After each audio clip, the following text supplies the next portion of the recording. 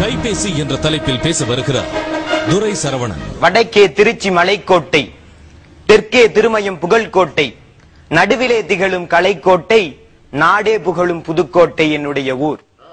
என் ஊருக்கு முதல் வணக்கம். என்னை பார்த்து கவிதை எழுத சொன்னார்கள். சரி, கவிதை எனும் பேரரசி வரவுக்காக நான் கையினிலே கோல் பிடித்து காத்திருந்த நேரம் அது. மக்கள் எல்லாம் மாக்களானார். எதனாலே?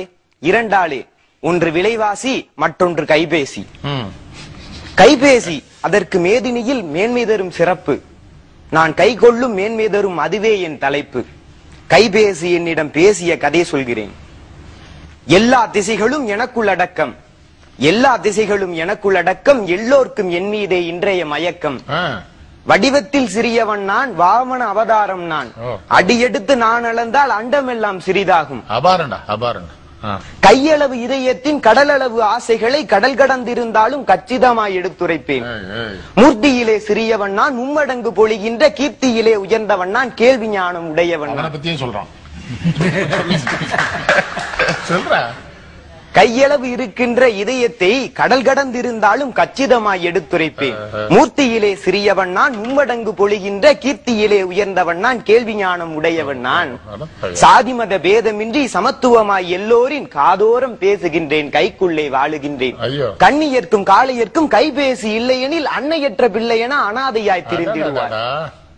தானாக பேசினாலே, தனியாக சிரித்தபடி போனாலே பைத்தியம்பார் போகுதென்பார் அந்நாளில். வீதியிலே இன்றைக்கோ வாகன நெரிசலிலும் பாதி பேர் சிரித்தபடி பைத்தியம் போல் உளறுகின்றார்.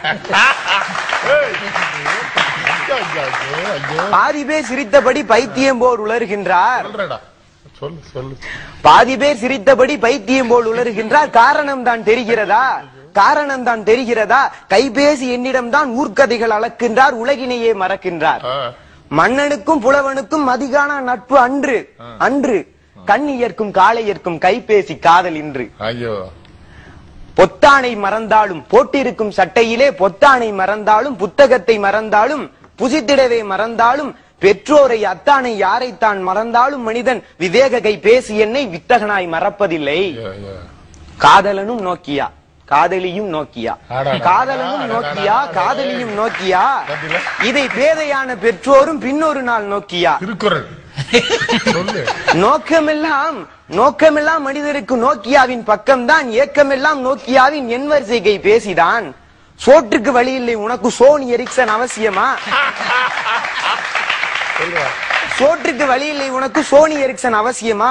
ஏரோட்டும் பிழைப்பிற்கு உனக்கு எதிர்த்தாப்புல ஏர்செல் கடை எதுக்கு?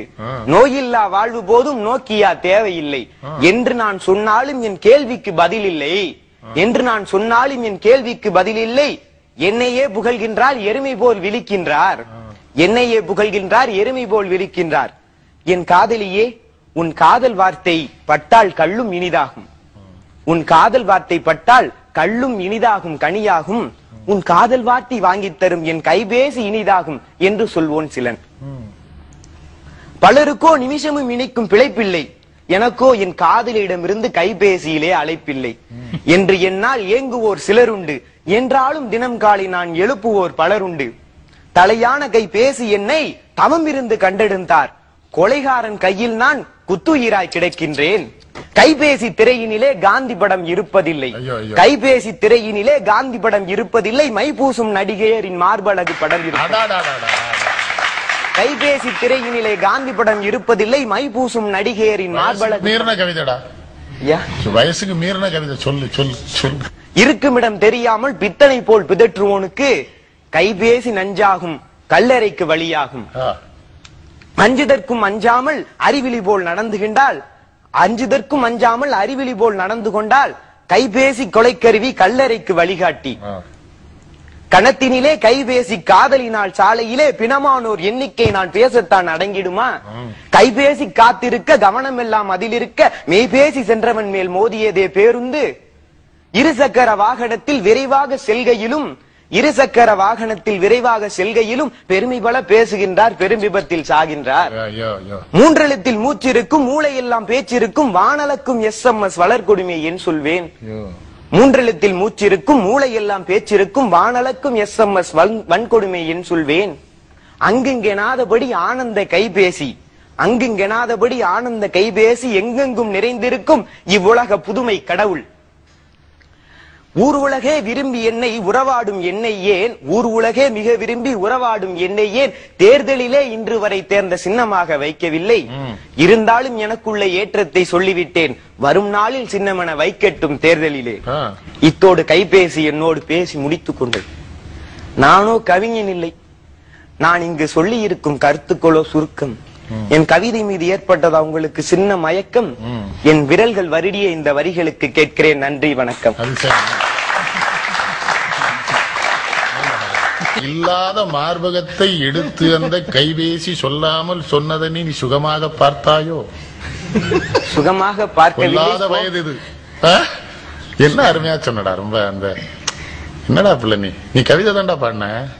அது கவிதையானு கேக்குற. என்ன கவிதை நீ? ஆஹா ஆஹா, அற்புதமான ஒரு கவிதை. நீயே கவிதை. எப்படி கவிதையை கொண்டு வந்து பயன்படுத்தணும்.